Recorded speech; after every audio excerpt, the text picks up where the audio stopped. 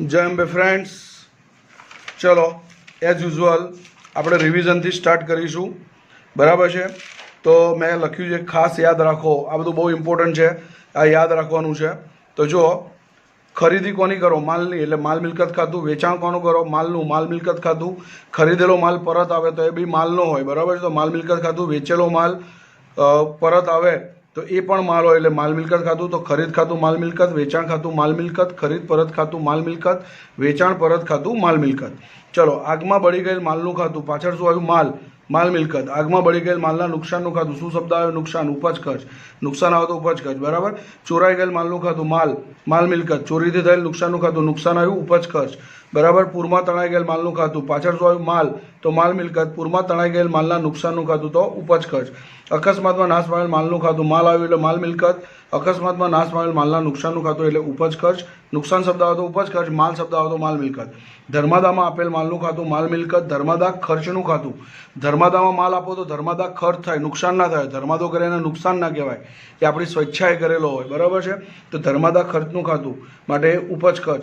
જાહેરાતમાં માલ આપ્યો હોય તો જાહેરાતમાં આપેલ માલનું ખાતું તો માલ મિલકત. માલ આવે ને, એ જાહેરાતમાં માલ આપવાના બીજા શબ્દોમાં કહે તો નમૂના તરીકે વહેંચેલ માલનું ખાતું. તો નમૂના તરીકે વહેંચેલ માલનું ખાતું તો એ પણ માલ મિલકત. બરાબર? બેમાંથી કોઈ પણ એક શબ્દ યુઝ કર્યો હોય. ચલો, જાહેરાત ખર્ચનું ખાતું. જુઓ મિત્રો, જાહેરાત ખર્ચ જો નાની અમાઉન્ટમાં કર્યો હોય, ઓછી રકમમાં કર્યો હોય અને એનો લાભ એક જ વર્ષ પૂરતો મળવાનો હોય તો એ વેચાણ વિતરણ ખર્ચ કહેવાય. બરાબર છે? તો એનો ઉપજ ખર્ચ ખાતાનો નિયમ લાગુ પડે, એટલે કે ઉપજ ખર્ચ ખાતું કહેવાય, જાહેરાત ખર્ચ.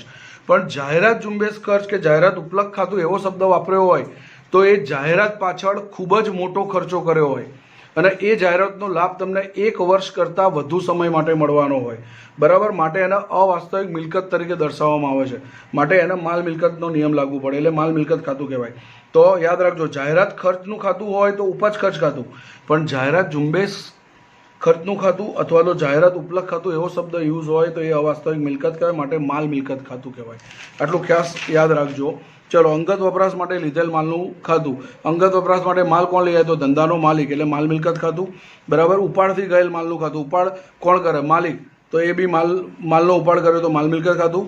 પણ એની જોડે કનેક્ટેડ બીજું ઉપાડ ખાતું હોય તો ઉપાડ કોણ કરે? ધંધાનો માલિક.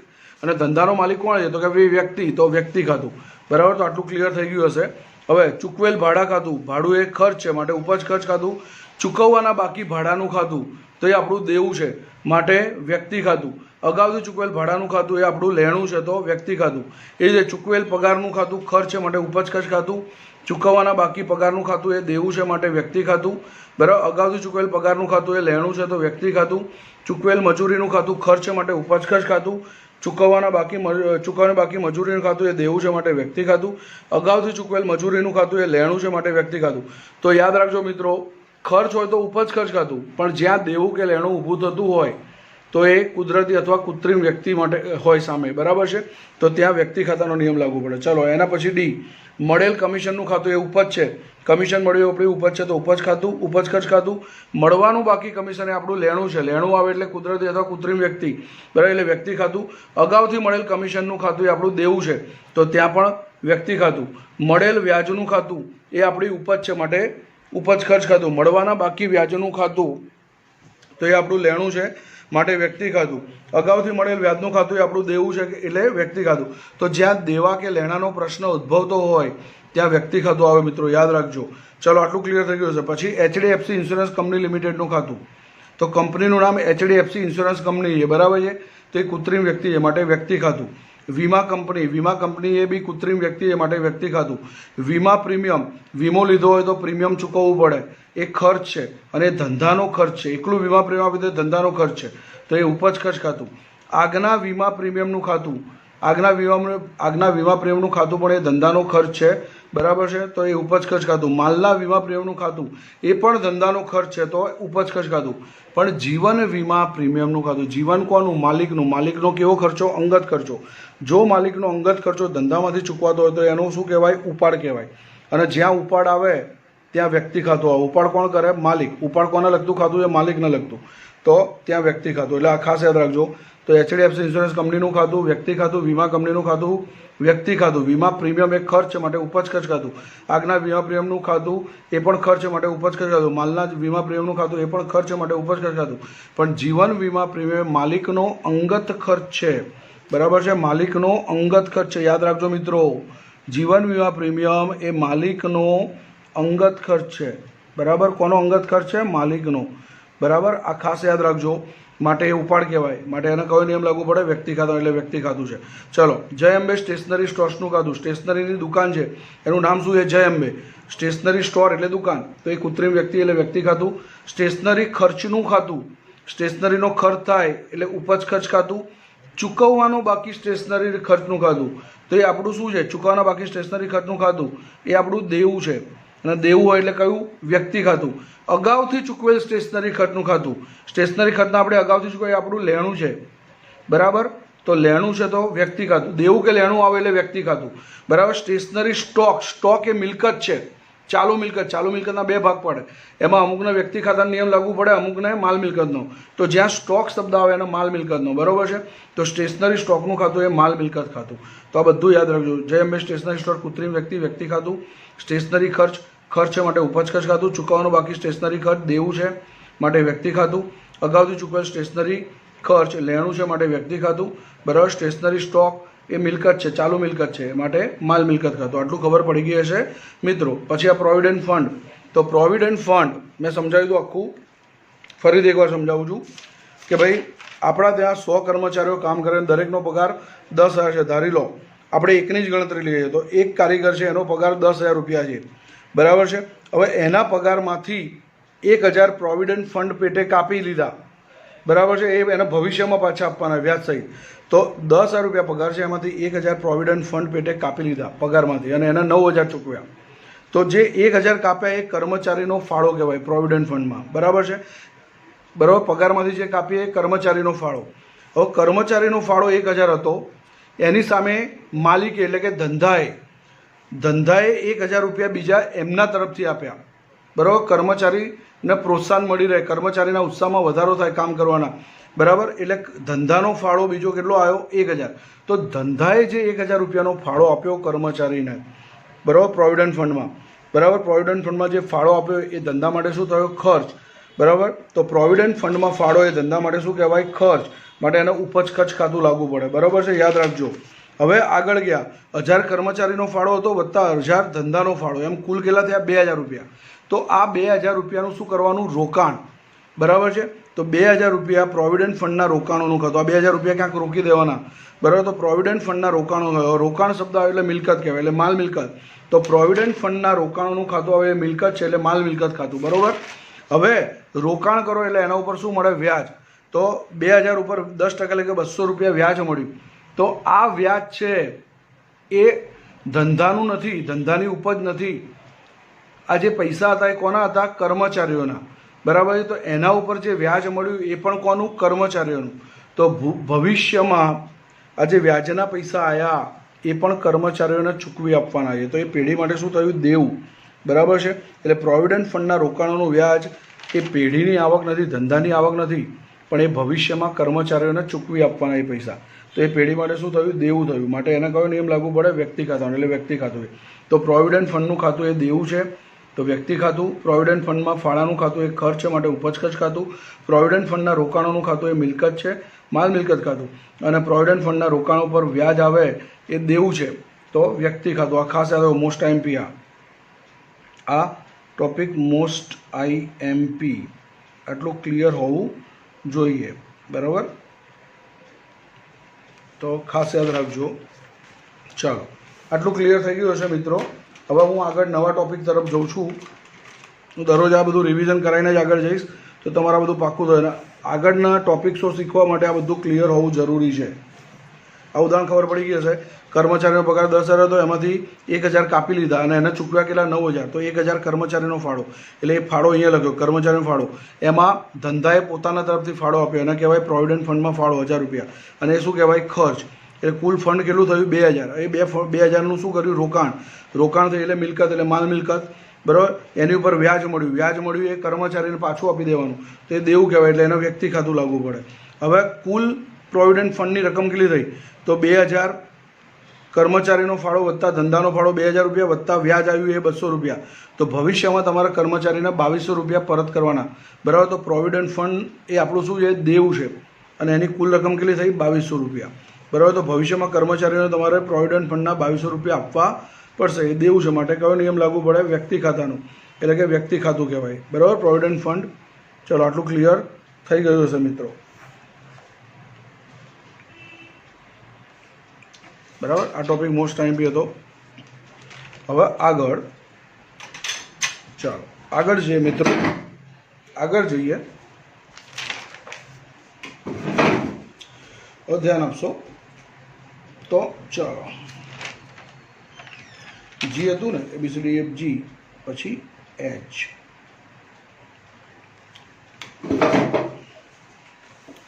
ચલો મિત્રો, હવે ખાસ આપણે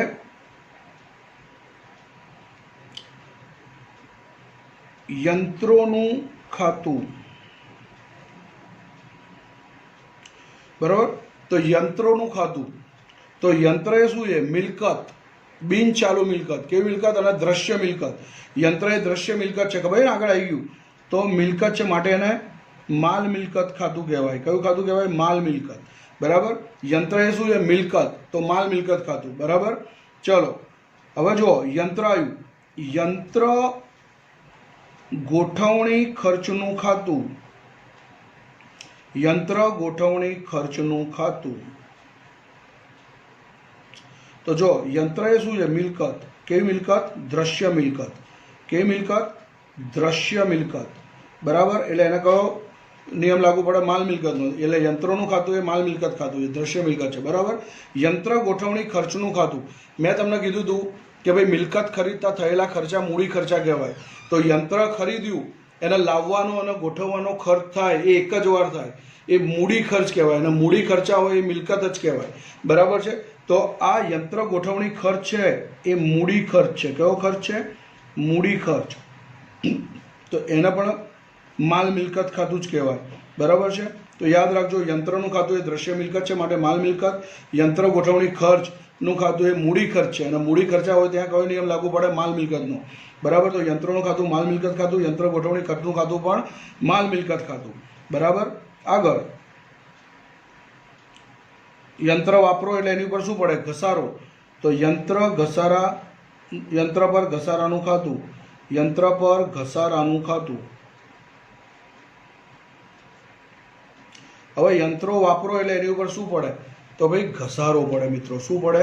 ઘસારો. યંત્ર વાપરો એટલે એની ઉપર ઘસારો પડે, અને ઘસારો પડે એક પ્રકારનો બિન રોકડ ખર્ચ છે, અન્ય ખર્ચ. બરાબર છે, તો ઘસારો અથવા નુકસાન બી કહી શકાય. તો ઘસારો એ શું છે? બિન રોકડ ખર્ચ. બરાબર, બિન રોકડ ખર્ચ. તો જો યંત્રોનું ખાતું એ યંત્ર શું છે? દ્રશ્ય મિલકત, એટલે માલ મિલકત. યંત્ર ગોઠવણી ખર્ચનું ખાતું એ મૂડી ખર્ચ છે, માટે માલ મિલકત. યંત્ર પર ઘસારો. ઘસારો એ બિન રોકડ ખર્ચ છે. યંત્ર વાપરો એટલે ઘસારો પડે, તો બિન રોકડ ખર્ચ છે. એટલે જ્યાં ઘસારો શબ્દ આવે ને ત્યાં ઉપજ ખર્ચ. કયો? ઉપજ ખર્ચ, મહેસૂલી ખર્ચ કહેવાય. મિલકત વાપરો એટલે ઘસારો પડે જ. બરાબર છે, યાદ રાખજો મિત્રો. ચલો આગળ. હવે ઘસારો આવ્યો. યંત્ર સમારકામ અથવા રિપેરિંગ. યંત્ર સમારકામ અથવા એને રિપેરિંગ બી કહી શકાય. યંત્ર સમારકામ અથવા રિપેરિંગ ખર્ચનું ખાતું. બરાબર, યંત્ર સમારકામ ખર્ચનું ખાતું. તો મિત્રો જો યંત્ર લાયા અને એને ગોઠવાઈ ગયું, પછી સ્વિચ પાડી એટલે યંત્ર ચાલુ થઈ ગયું, લાયા પછી ગોઠવાઈ ગયું અને ચાલુ થઈ ગયું, પછી જેટલા બી ખર્ચા આવે ને એ મહેસૂલી ખર્ચા કહેવાય. તો યંત્રની સર્વિસ કરાવવી પડે, એને રિપેરિંગ કરાવવું પડે, એ બધા ખર્ચા થાય તો એ મહેસૂલી ખર્ચા કહેવાય. બરાબર, તો યંત્ર સમારકામ ખર્ચનું ખાતું જે છે, યાદ રાખજો મિત્રો, યંત્ર સમારકામ ખર્ચનું ખાતું, યંત્ર રિપેરિંગ ખર્ચનું ખાતું, યંત્ર મરામત ખર્ચનું ખાતું. તો એ ખર્ચ છે. કેવો? શું છે? ખર્ચ. તો માટે એને કયો? ઉપજ ખર્ચ ખાતાનો નિયમ લાગુ પડે, એટલે ઉપજ ખર્ચ ખાતું. તો જો તમને દેખાવે બધામાં યંત્ર દેખાશે, તો યંત્રોનું ખાતું દ્રશ્ય મિલકત માટે માલ મિલકત, યંત્રો દ્રશ્ય મિલકત છે માટે માલ મિલકત. યંત્ર ગોઠવણી ખર્ચનું ખાતું, યંત્ર લાવવું પડે અને એનું ગોઠવવું પડે, બરાબર, તો એ ગોઠવવાનો ખર્ચ એક જ વાર થાય એટલે મૂડી ખર્ચ છે માટે માલ મિલકત. તો યંત્રનું ખાતું માલ મિલકત, યંત્ર ગોઠવણી ખર્ચનું ખાતું માલ મિલકત. હવે યંત્ર વાપરો એટલે એની ઉપર દર વર્ષે ઘસારો પડે, તો ઘસારો પડે એ મહેસૂલી ખર્ચ છે અને એને બિનરોકડ ખર્ચ કહેવાય એટલે ઉપજ ખર્ચ ખાતું, બરાબર. યંત્ર સમારકામ અથવા યંત્ર રિપેરિંગ અથવા યંત્ર મરામત ખર્ચનું ખાતું, બરાબર. યંત્ર વાપરો એટલે રિપેરિંગ બી કરાવવું પડે, બરાબર, નાના મોટા ખર્ચા આવે તો એ ખર્ચ કહેવાય એટલે ઉપજ ખર્ચ ખાતું. તો આ ચારનો ભેદ ખબર પડવી જોઈએ મિત્રો, બરાબર, નહીતર લોચા પડે. તો યંત્રનું ખાતું દ્રશ્ય મિલકત માટે માલ મિલકત ખાતું, યંત્ર ગોઠવણી ખર્ચનું ખાતું મૂડી ખર્ચ માટે માલ મિલકત ખાતું, યંત્ર પર ઘસારાનું ખાતું તો બિનરોકડ ખર્ચ માટે ઉપજ ખર્ચ ખાતું, યંત્ર સમારકામ ખર્ચનું ખાતું અથવા યંત્ર રિપેરિંગ ખર્ચનું ખાતું અથવા યંત્ર મરામત ખર્ચનું ખાતું તો એ ખર્ચ છે મહેસૂલી ખર્ચ માટે ઉપજ ખર્ચ ખાતું. આટલું ક્લિયર થઈ ગયું હશે મિત્રો, બરાબર છે. તો આ યંત્રને લગતા ટોપિક ખબર પડી ગયા હશે. ચાલો, બરાબર, તો અહીંયા ધ્યાન આપશો.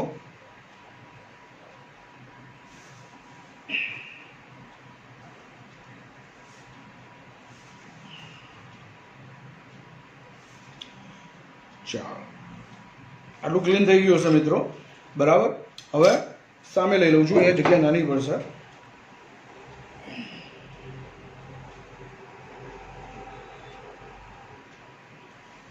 ચલો, સેવ ટ્રીઝ, આપણે પત્તાનો બગાડ નથી કરવો.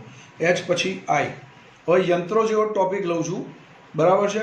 તો યાદ રાખજો મિત્રો, યંત્રો પછી વાહનોનું ઉદાહરણ લઈ શકાય, ફર્નિચરનું ઉદાહરણ લઈ શકાય, બરાબર છે, ઘણું બધું લઈ શકાય, બરાબર છે, રાઈટ. તો ધારો કે આપણે ફર્નિચરનું લઈએ તો ઉમિયા ફર્નિચર માર્ટનું ખાતું, ઉમિયા ફર્નિચર માર્ટનું ખાતું, બરાબર, ઉમિયા ફર્નિચર માર્ટનું ખાતું. તો જો ફર્નિચર માર્ટ, માર્ટ એટલે દુકાન, તો દુકાનનું નામ શું છે? ઉમિયા ફર્નિચર. તો એ વ્યક્તિ થઈ, બરાબર. કેવી વ્યક્તિ? કૃત્રિમ વ્યક્તિ. કેવી વ્યક્તિ થઈ? કૃત્રિમ વ્યક્તિ. તો એને વ્યક્તિ ખાતું કહેવાય, બરાબર છે. વ્યક્તિ ખાતાનો નિયમ લાગુ પડે. તો Umiya furniture Mart, Umiya furniture Mart એટલે દુકાન થઈ, ફર્નિચરની દુકાન, બરાબર. તો વ્યક્તિ ખાતું. હવે જો પછી ફર્નિચરનું ખાતું,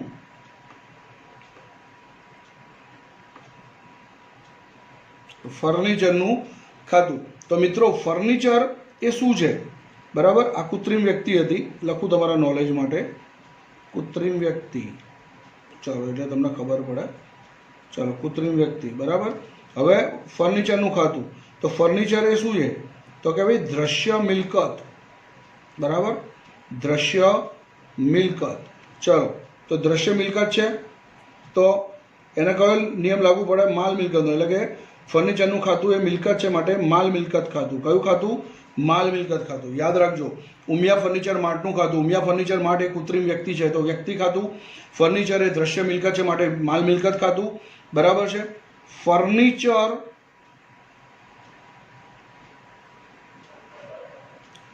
ગોઠવણી ખર્ચનું ખાતું,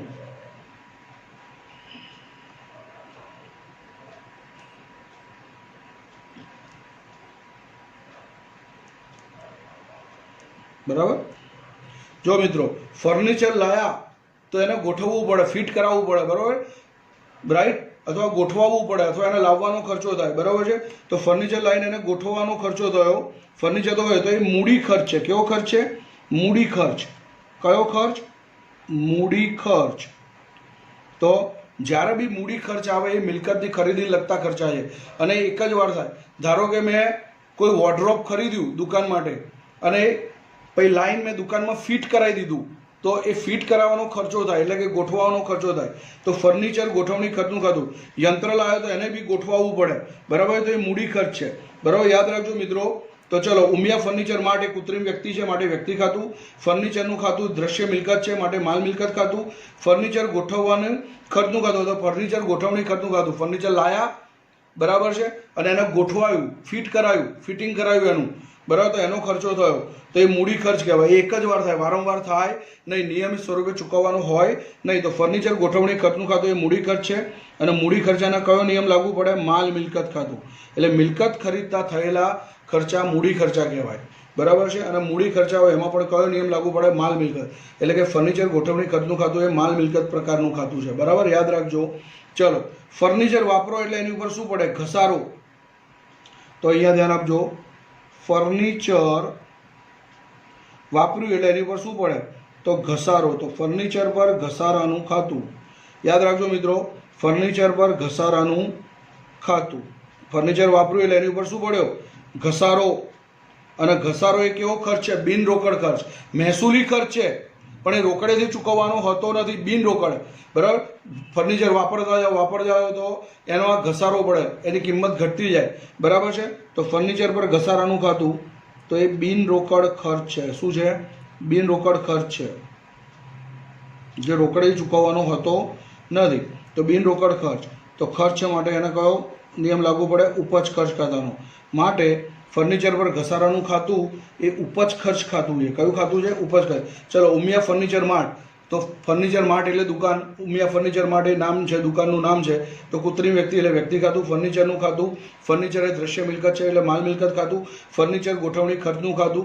ફર્નિચર લાયા અને ગોઠવવાનો ખર્ચ થાય, એક જ વાર ચૂકવવો પડે, નિયમિત સ્વરૂપે થતો ખર્ચો નથી, માટે મૂડી ખર્ચ કહેવાય. અને એને બી માલ મિલકત ખાતું. ફર્નિચર પર ઘસારો. ફર્નિચર વાપરો એટલે એની ઉપર ઘસારો પડે, તો એ બિન રોકડ ખર્ચ માટે ઉપજ ખર્ચ હતું. બરાબર. એવી રીતે ફર્નિચર સમારકામ બી કરાવવું પડે, તો ફર્નિચર સમારકામ ખર્ચનું ખાતું. ફર્નિચર સમારકામ, સમારકામ કહો, રિપેરિંગ કહો, મરામત કહો, એક જ વસ્તુ છે. ફર્નિચર સમારકામ ખર્ચનું ખાતું.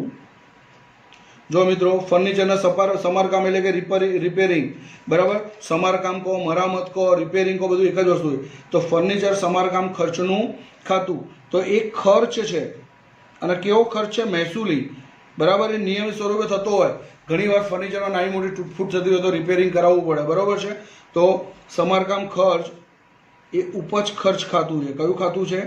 ઉપજ ખર્ચ. તો ખાસ યાદ રાખજો મિત્રો. તો જો આ બધું ક્લિયર હોવું જોઈએ. યંત્ર ખાતું, દ્રશ્ય મિલકત માટે માલ મિલકત ખાતું. યંત્ર ગોઠવણી ખર્ચનું ખાતું તો એ મૂડી ખર્ચ માટે માલ મિલકત ખાતું. યંત્ર પર છે, યંત્ર પર ઘસારાનું ખાતું. તો ઘસારાનું ખાતું છે, ઘસારો શબ્દ આવે બિન રોકડ ખર્ચ માટે ઉપજ ખર્ચ ખાતું. યંત્ર સમારકામ કે રિપેરિંગ કે મરામત ખર્ચનું ખાતું એ ખર્ચ છે, માટે ઉપજ ખર્ચ ખાતું. ચલો, એ જ રીતે ફર્નિચરમાં તો ઉમિયા ફર્નિચર માર્ટનું ખાતું. ઉમિયા ફર્નિચર માર્ટ એ કૃત્રિમ વ્યક્તિ છે. બરાબર, ઉમિયા ફર્નિચર માર્ટ એ શું છે? કૃત્રિમ વ્યક્તિ, માટે વ્યક્તિ ખાતું. બરાબર, ફર્નિચરનું ખાતું. ફર્નિચર એ દ્રશ્ય મિલકત છે, માટે માલ મિલકત ખાતું. ફર્નિચર ગોઠવણી ખર્ચનું ખાતું. બરાબર છે. તો ફર્નિચર ગોઠવવાનો ખર્ચ એ માલ મિલકત ખાતું, મૂડી ખર્ચ છે. ફર્નિચર પર ઘસારાનું ખાતું એ બિન રોકડ ખર્ચ છે, એટલે ઉપજ ખર્ચ ખાતું. અને ફર્નિચર સમારકામ ખર્ચનું ખાતું એ ખર્ચ છે, મહેસૂલી ખર્ચ છે, એટલે ઉપજ ખર્ચ ખાતું. તો આ બધું જ ક્લિયર હોવું જોઈએ મિત્રો. આ ક્લિયર હોવું જોઈએ. બરાબર છે. ચલો, આટલું ખબર પડી ગઈ હશે મિત્રો. ચલો, પછી હવે આગળ HI પછી J. બરાબર, હવે એક મકાનનું ઉદાહરણ લઉં છું. બરાબર છે. તો ચલો, મકાનનું ખાતું. બરાબર, તો મને એમ કહો મિત્રો, હવે તમને ડાયરેક્ટ આઈડિયા આવી જોઈએ કે મકાન એ દ્રશ્ય મિલકત છે. કેવી મિલકત છે? દ્રશ્ય મિલકત. તો મકાન એ દ્રશ્ય મિલકત છે. કેવી મિલકત છે? દ્રશ્ય મિલકત. બરાબર, મકાન એ શું છે? તો કે ભાઈ દ્રશ્ય મિલકત. અને મિલકત દ્રશ્ય મિલકત છે તે માલ મિલકત ખાતું કહેવાય. કયું ખાતું કહેવાય? માલ મિલકત. તો મકાન એ દ્રશ્ય મિલકત છે, માટે માલ મિલકત ખાતું. બરાબર. હવે મકાન ખરીદો એટલે મિત્રો દસ્તાવેજ ખર્ચ થાય, એક જ વાર થાય, વારે ઘડીએ થાય નહીં. તો મકાન ખરીદતા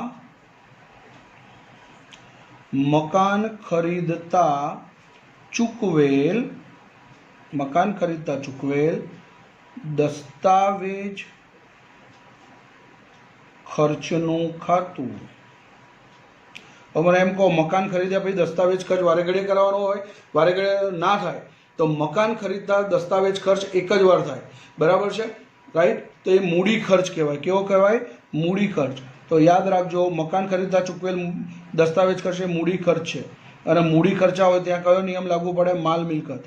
એટલે મકાન ખરીદતા ચૂકવેલ મૂડી ખર્ચ, મકાન ખરીદતા ચૂકવેલ દસ્તાવેજ ખર્ચ એ મૂડી ખર્ચ છે, માટે માલ મિલકત ખાતું. એટલે મકાનનું ખાતું દ્રશ્ય મિલકત, માટે માલ મિલકત ખાતું. મકાન ખરીદતા ચૂકવેલ દસ્તાવેજ ખર્ચનું ખાતું એટલે મૂડી ખર્ચ, માટે માલ મિલકત ખાતું. હવે મકાન વાપરો એટલે એના ઉપર શું પડે? ઘસારો. તો મકાન પર ઘસારાનું ખાતું. મકાન વાપરો એટલે એની ઉપર શું પડે? ઘસારો. તો મકાન પર ઘસારાનું ખાતું. મને એમ કહો ઘસારો એ શું છે? તો કે ભાઈ બિન રોકડ ખર્ચ, બરાબર. એ રોકડેથી ચૂકવવાના ના હોય તેમ છતાંય ખર્ચ છે. તો બિન રોકડ ખર્ચ અને મહેસૂલી ખર્ચ દર વર્ષે ઘસારો પડે. તો બિન રોકડ ખર્ચ, બરાબર. યાદ રાખજો મિત્રો, તો મકાન પર ઘસારો પડે એ દર વર્ષે પડે, નિયમિત સ્વરૂપે પડતો હોય. વાપરો એટલે ઘસારો પડવાનો જ છે. તો મકાન પર ઘસારાનું ખાતું, તો એ બિન રોકડ માટે ઉપજ ખર્ચ ખાતું. કયું ખાતું? ઉપજ ખર્ચ. આટલું યાદ રાખજો. તો જો મકાન એ દ્રશ્ય મિલકત, માટે માલ મિલકત ખાતું. મકાન ખરીદતા ચૂકવેલ દસ્તાવેજ ખર્ચ વારંવાર કરાવવાનો ન હોય માટે મૂડી ખર્ચ કહેવાય, બરાબર છે. તો મૂડી ખર્ચ માટે માલ મિલકત ખાતું. મકાન પર ઘસારો યાદ રાખજો મિત્રો, ઘસારો એ બિન રોકડ ખર્ચ છે, મહેસૂલી ખર્ચ છે. તો ઉપજ ખર્ચ ખાતું, બરાબર. હવે મકાન સમારકામ અથવા રિપેરિંગ અથવા મરામત, આમાંથી કોઈ પણ શબ્દ વાપરો. તો મકાન સમારકામ ખર્ચનું ખાતું, બરાબર. હવે મકાન વાપરો એટલે એમાં નાના મોટા ખર્ચા આવતા હોય દર વર્ષે, બરાબર છે. તો એ મહેસૂલી ખર્ચ કહેવાય, બરાબર છે. તો ખર્ચ છે, બરાબર છે. શું છે? ખર્ચ. તો અહીંયા શું લખાય? ઉપજ ખર્ચ ખાતું. તો જો મેં બધામાં કોમન રાખ્યું. જો પહેલાં યંત્રો એ દ્રશ્ય મિલકત, માલ મિલકત, બરાબર. ફર્નિચર એ દ્રશ્ય મિલકત, માલ મિલકત. મકાન એ દ્રશ્ય મિલકત, માલ મિલકત. પછી યંત્ર લાવો તો એને ગોઠવવાનો ખર્ચ થાય. ફર્નિચર લાવો તો એને ગોઠવવાનો ખર્ચ થાય. મકાન ખરીદો તો દસ્તાવેજનો ખર્ચ થાય. તો આ બધા મૂડી ખર્ચા માટે માલ મિલકત. પછી યંત્ર વાપરો તો ઘસારો થાય. ફર્નિચર વાપરો તો ઘસારો પડે. મકાન વાપરો તો ઘસારો પડે. તો ઘસારો એ બિન રોકડ ખર્ચ માટે ઉપજ ખર્ચ ખાતું. એ જ રીતે યંત્ર વાપરો એટલે સમારકામ કરાવવું પડે. ફર્નિચર વાપરો એટલે સમારકામ કરાવવું પડે. મકાન વાપરો એ સમારકામ કરાવવું પડે. તો એ મહેસૂલી ખર્ચ છે, નિયમિત સ્વરૂપે ચૂકવાતો ખર્ચ છે, બરાબર. આવા બધા નાના મોટા ખર્ચા ચાલુ રહેતા હોય તો એને ઉપજ ખર્ચનો નિયમ લાગુ, એટલે ઉપજ ખર્ચ ખાતું છે. આટલું ખરું. તો યંત્રોનું ખાતું દ્રશ્ય મિલકત માટે માલ મિલકત ખાતું. યંત્ર ગોઠવણી ખર્ચનું ખાતું મૂડી ખર્ચ માટે માલ મિલકત ખાતું. યંત્ર પર ઘસારાનું ખાતું બિન રોકડ ખર્ચ માટે ઉપજ ખર્ચ ખાતું. યંત્ર સમારકામ ખર્ચનું ખાતું તો ઉપજ ખર્ચ ખાતું, બરાબર. ચલો, ઉમિયા ફર્નિચર માટનું ખાતું. કૃત્રિમ વ્યક્તિ માટે વ્યક્તિ ખાતું. ફર્નિચરનું ખાતું દ્રશ્ય મિલકત માટે માલ મિલકત ખાતું. ફર્નિચર ગોઠવણી ખર્ચનું ખાતું મૂડી ખર્ચ માટે માલ મિલકત. ફર્નિચર પર ઘસારાનું ખાતું બિન રોકડ ખર્ચ માટે ઉપજ ખર્ચ. અને ફર્નિચર સમારકામ ખર્ચનું ખાતું, બરાબર, ખર્ચ મહેસૂલી ખર્ચ માટે ઉપજ ખર્ચ.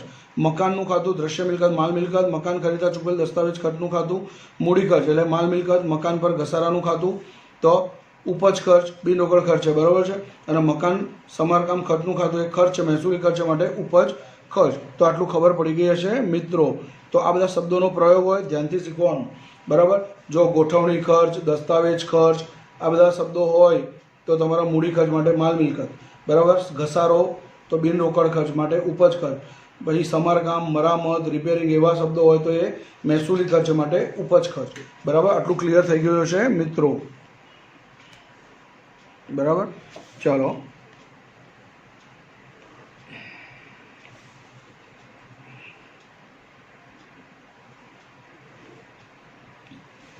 હવે આવું નવું ઉદાહરણ વાહનનું લઈ શકાય.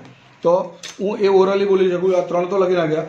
તો વાહનોનું ખાતું તો દ્રશ્ય મિલકત એટલે માલ મિલકત, બરાબર. વાહન ખરીદતા થયેલ એસેસરી ખર્ચનું ખાતું તો એસેસરી ખર્ચ વારે ઘડીએ થવાના નથી, તે મૂડી ખર્ચ કહેવાય એટલે માલ મિલકત, બરાબર છે. પછી વાહન વાપરો એટલે શું પડે? ઘસારો. તો વાહન પર ઘસારાનું ખાતું તો એ ઉપજ ખર્ચ, બરાબર છે. અને વાહન સમારકામ કે મરામત ખર્ચનું ખાતું તો ઉપજ ખર્ચ.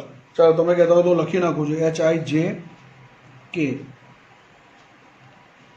કટારિયા ઓટોમોબાઈલ્સનું ખાતું. કટારિયા ઓટો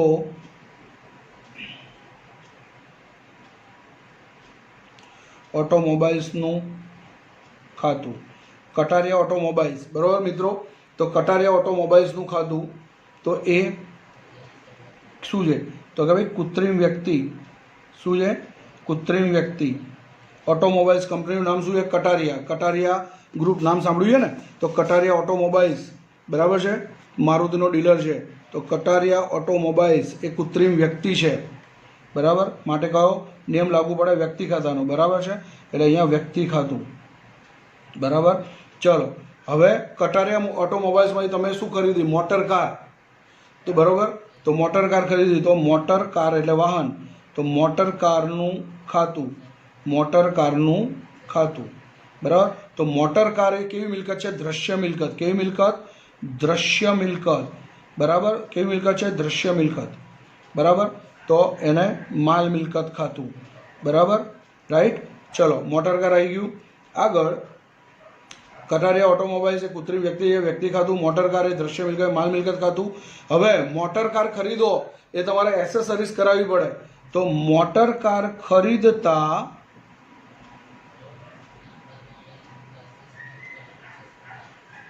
ચૂકવેલ એસેસરીઝ ખર્ચ, એસેસરીઝ ખર્ચનું ખાતું. જો મિત્રો પાછળ ખર્ચ આવે એનો મતલબ દરેક ખર્ચામાં ઉપજ ખર્ચ ઠોકી નહીં દેવાનું. મને બુદ્ધિથી વિચારો.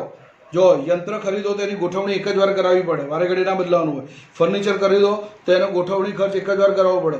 મકાન ખરીદો દસ્તાવેજ એક જ વાર કરાવો. એ તો મોટર કાર ખરીદો તો વારે ઘડી એસેસરી ના કરાવો. તો મોટર કાર ખરીદતા ચૂકવેલ અથવા તો થયેલ એસેસરી ખર્ચનું ખાતું એ મૂડી ખર્ચ છે, એ નિયમિત સ્વરૂપે થતો નથી, બરાબર. તો મૂડી ખર્ચ છે, અને જ્યાં મૂડી ખર્ચ આવે એને કયો નિયમ લાગુ પડે? માલ મિલકતનો, બરાબર. એટલે મોટર કાર ખરીદતા ચૂકવેલ એસેસરી ખર્ચનું ખાતું એ માલ મિલકત ખાતું છે, બરાબર. આટલું ખાસ યાદ રાખજો.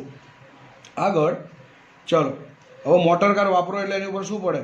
તો કે ભાઈ ઘસારો. તો મોટર કાર પર ઘસારાનું ખાતું. હવે ઘસારો એ કેવો ખર્ચ છે? મહેસૂલી ખર્ચ તો છે જ, પણ એ રોકડે ચૂકવવાનો ના હોય, એટલે બિન રોકડ ખર્ચ છે. કેવો ખર્ચ છે?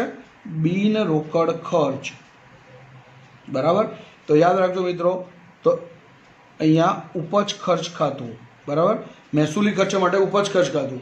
એ જ રીતે મોટર કાર વાપરો એટલે એને સર્વિસ કરાવવી પડે, નાના મોટા ખર્ચા આવે, બરાબર છે. તો મોટર કાર રિપેરિંગ ખર્ચનું ખાતું, આપણે રિપેરિંગ લખ્યા છે. મોટર કાર રિપેરિંગ ખર્ચનું ખાતું, સર્વિસ કરાવવી પડે, નાના મોટા ખર્ચા આવતા રહેતા હોય, બરાબર છે. તો એ મહેસૂલી ખર્ચ કહેવાય, બરાબર. તો અહીંયા પણ ઉપજ ખર્ચ ખાતું. તો જો મિત્રો આ બધા શબ્દો પકડતા આવડવું જોઈએ. ઘસારો એ બિન રોકડ ખર્ચ છે, તો ઉપજ ખર્ચ ખાતું, અને મહેસૂલી ખર્ચ છે રિપેરિંગ ખર્ચ, બરાબર. તો રિપેરિંગ ખર્ચ પણ મહેસૂલી ખર્ચ માટે ઉપજ ખર્ચ ખાતું. પણ યાદ રાખો, ગોઠવણીના ખર્ચા, મિલકત ખરીદો ગોઠવણીના ખર્ચા, એના લાવવાના ખર્ચા, બરાબર, દસ્તાવેજના ખર્ચા એ વારંવાર ના થાય, એસેસરીના ખર્ચા એ વારંવાર ના થાય, તો એ મૂડી ખર્ચા કહેવાય. અને એના કયો નિયમ લાગુ પડે? માલ મિલકતનો. એટલે કે એ બધા માલ મિલકતના ખાતા કહેવાય, બરાબર છે. યાદ રાખશો.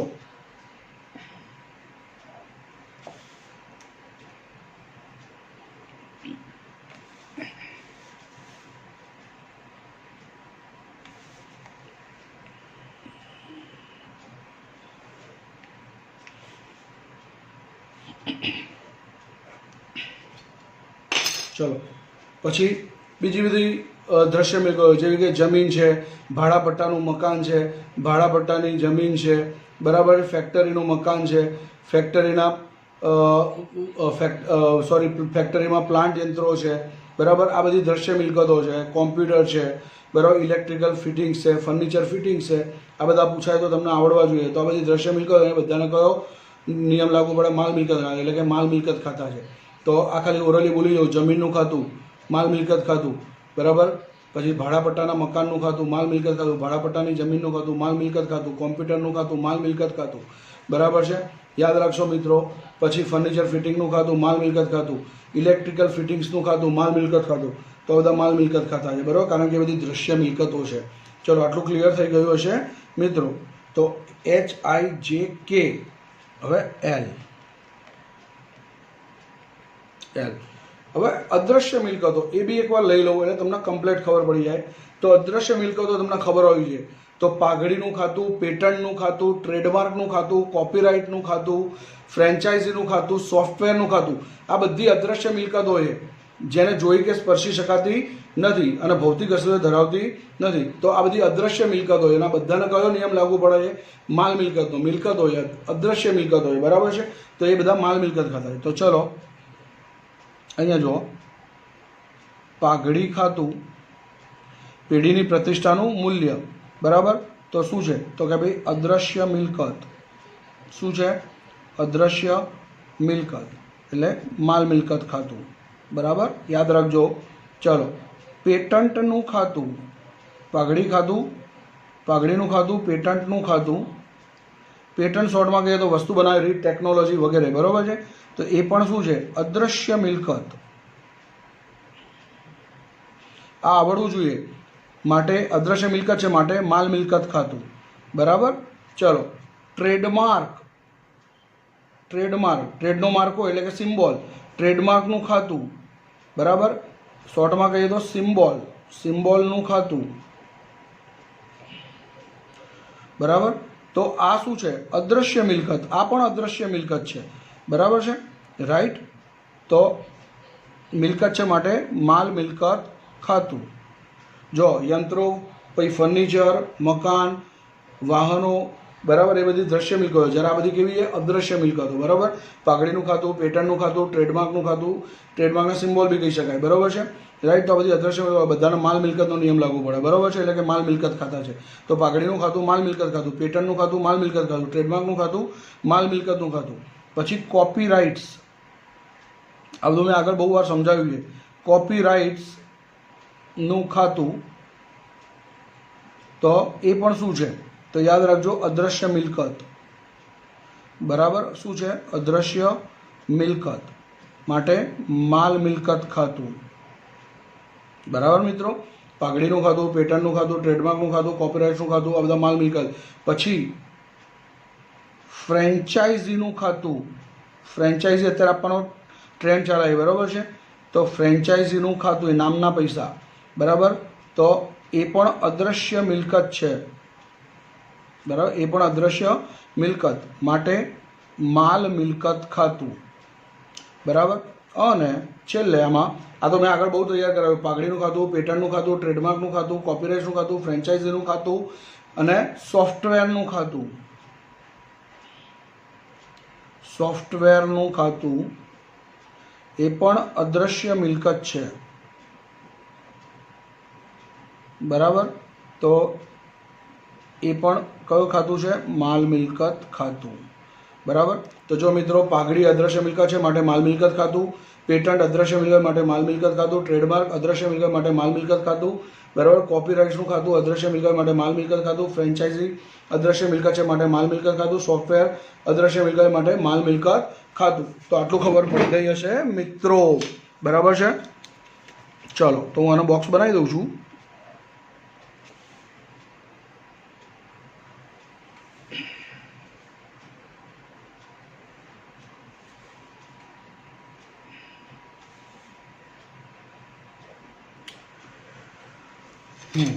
આટલું ક્લિયર થઈ ગયું હશે, બરાબર છે, રાઈટ. હવે હજુ એક ટોપિક લઈ લઈએ, પણ આટલું કદાચ ઇનફ લાગે છે મને. હવે આગળનો ટોપિક નેક્સ્ટ ડે લઈશું, બરાબર છે, રાઈટ. આટલું જ રાખીએ છીએ આજે. આ સાથે મારો લેક્ચર પૂર્ણ કરું છું. જય અંબે, જય શ્રી કૃષ્ણ, જય ભારત.